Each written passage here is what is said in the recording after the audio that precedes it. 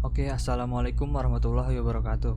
Perkenalkan, nama saya Hafiz Abdul Aziz, NIM 19552011117. Sebelumnya, saya akan menjelaskan tentang prototyping. Apa sih prototyping itu? Prototyping atau prototype adalah rancangan yang menyerupai bentuk aslinya. Prototyping perangkat lunak adalah salah satu metode siklus hidup sistem yang didasarkan pada konsep model bekerja. Tujuannya untuk mengembangkan model menjadi sistem final. Prototyping berguna sebagai alat untuk mendesain. Lalu, apa sih jenis-jenis prototyping itu? Yang pertama adalah sketch. Apa itu sketch? Sketch itu pengujiannya dengan cara menunjukkan user halaman awal, minta user melakukan sesuatu.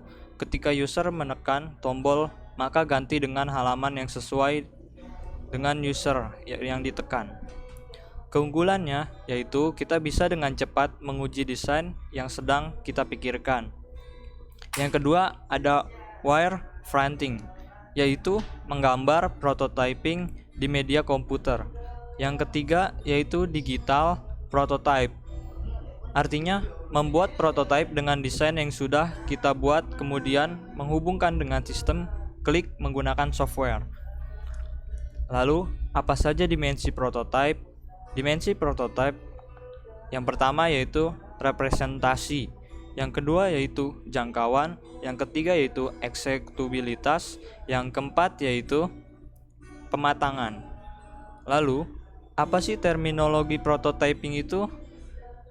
Terminologi prototyping itu ada 5. Yang pertama prototype horizontal, yang kedua prototype vertikal, yang ketiga low fidelity prototyping, yang keempat mid fidelity prototyping, yang kelima high fidelity prototyping.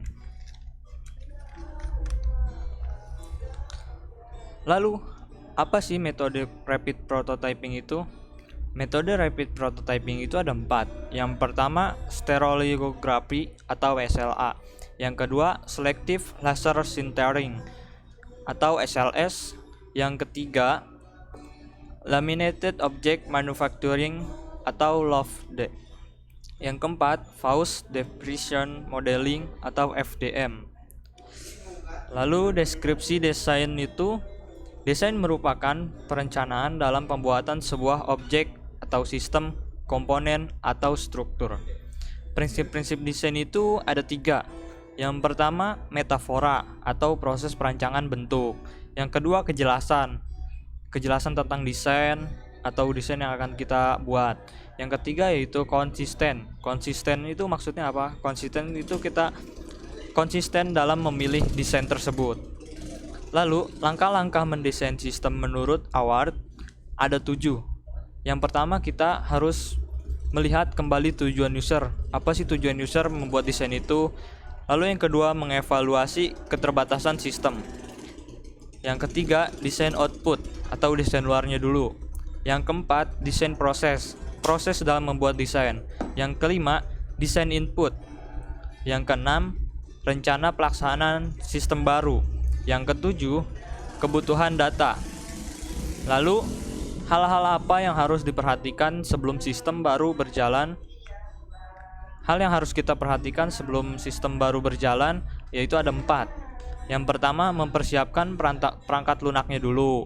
Yang kedua mempersiapkan perangkat keras atau hardware-nya. Yang ketiga itu pelatihan. Kita harus berlatih dulu sebelum membuat user sehingga bisa berjalan. Yang keempat yaitu pengujian sistem. Nah, ini langkah terakhir ini pengujian sistem. Kita harus benar-benar menguji sebuah sistem supaya dapat berjalan. Lalu kita akan membuat sketsa ya. Nah, lalu sketsa itu apa? Sketsa adalah lukisan awal yang kasar atau ringan atau semata-mata hanya garis besar ataupun belum selesai. Nah, jenis-jenis sketsa itu ada berapa? Jenis sketsa itu ada 3. Yang pertama gambaran garis besar atau garis tanpa rincian. Yang kedua sketsa cepat. Dan yang ketiga yaitu studi citra. Komposisi sketsa itu ada 5. Yang pertama komposisi garis, yang kedua komposisi warna, Yang ketiga, komposisi bidang. Dan yang keempat, komposisi bentuk. Sorry, tadi cuma ada 4 doang. Yang limanya saya lupa. Sekian dari saya. Kurang lebihnya saya mohon maaf. Assalamualaikum warahmatullahi wabarakatuh.